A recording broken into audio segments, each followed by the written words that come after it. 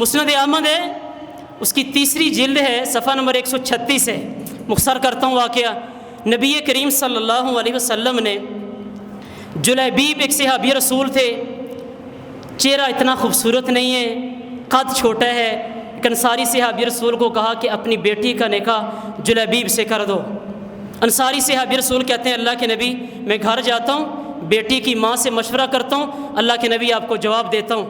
گھر میں آئے اور بیٹی کے وہاں سے بات ہو رہی ہے، اور ماں کو جب اس انصاری صحابی رسول نے یہ بتایا کہ اللہ کے نبی نے ہماری بیٹی کا ہاتھ مانگا ہے اپنے صحابی رسول جلیبیب کے لیے، ماں یہ کہنے لگی کہ جلیبیب خوبصورت نہیں ہے، فلاں رشتہ میری بیٹی کے لیے آیا تھا، ہم نے وہ رشتے رد کر دیے تھے، ہم اپنی بیٹی کا نکاح جلیبیب کے ساتھ کیسے کر سکتے ہیں؟ جلیبیب کے نکاح کا پیغام پیارے پیغمبر بھیجنے والے تھے، اس بچی کا والد نبی کریم علیہ الصلوۃ والسلام کو پیغام دینے کے لیے کہ اللہ کے نبی ہم اپنی بیٹی کا نکاح جلیبیب سے نہیں کر سکتے، دینے کے لیے نکلنے لگے ہیں۔ وہ بیٹی اندر سے نکلی ہے اور بیٹی نے آ کے اپنی ماں اور باپ کو یہ کہا کہ کیا تم اتردون علی رسول اللہ امرہ، کہ کیا تم اللہ کے نبی پہ اللہ کے نبی کا حکم رد کر رہے ہو؟ حکم اللہ کے نبی کا، پیغام اللہ کے نبی نے بھیجا، اور تم میرے ماں باپ اللہ کے نبی کا حکم واپس کر رہے ہو؟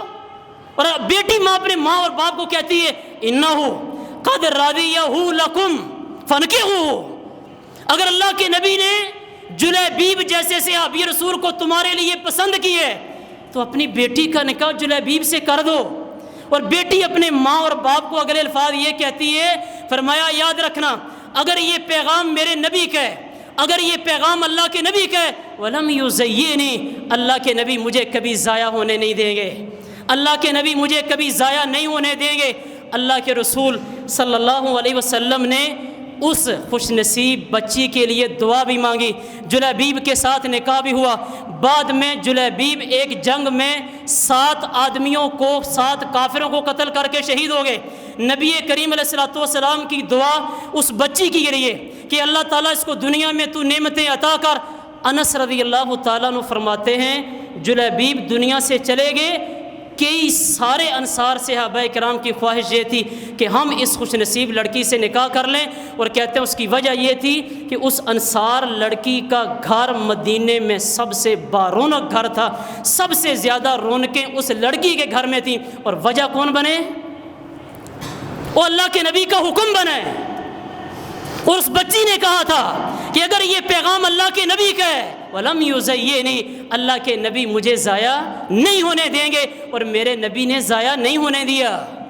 اللہ کے نبی کے احکامات میں ضیاعت نہیں، نبی کریم علیہ الصلوۃ والسلام کے فرامین میں ہمارا ضائع ہونا نہیں ہے، وہ ہماری زندگی ہے اللہ کے نبی صلی اللہ علیہ وسلم کے احکامات میں۔ میں نے ایک حدیث پڑھی، امام اہل سنہ والجماعہ امام احمد بن حنبل رحمۃ اللہ علیہ کی مسند کی 3 جلد ہے، صفحہ نمبر 83۔ حیران ہوں گے آپ بھی سن کے۔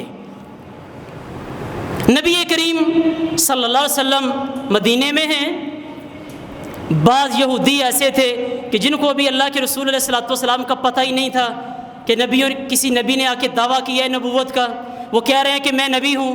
ایک بندہ بکریاں چرا رہا ہے، اور بکریاں چراتے ہوئے بھیڑیے نے اس کی ایک بکری پکڑ لی۔ بندہ اپنے، یہ صحیح سند کے ساتھ واقعہ امام اہل سنہ والجماعہ امام احمد بن حنبل رحمۃ اللہ علیہ کی مسند میں، صحیح ابن حبان میں موجود ہے، کچی بات ویسے بھی کرنے کا قائل نہیں ہوں۔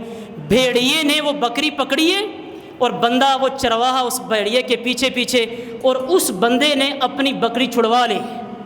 بھیڑیا بھاگ کے ایک ٹیلے کے اوپر اونچی جگہ پہ بیٹھ کے بندے کو مخاطب کر کے کہتا ہے الا تتق اللہ، کیا تو اس اللہ رب العالمین سے ڈرتا نہیں کہ جس اللہ تعالیٰ نے یہ رزق میرے لیے چلایا تھا اور تو نے مجھ سے چھینے؟ تجھے اللہ کا ڈر نہیں کہ یہ رزق میرا تھا، تو نے مجھ سے کیوں چھینا؟ اور وہ بندہ بعض روایات میں آتا ہے کہ بندہ مسلمان نہیں تھا، یہودی تھا۔ وہ بندہ بڑے تعجب میں آیا کہ ایک جانور بھیڑیا مجھ سے انسانوں کی طرح کیسے گفتگو کر رہا ہے۔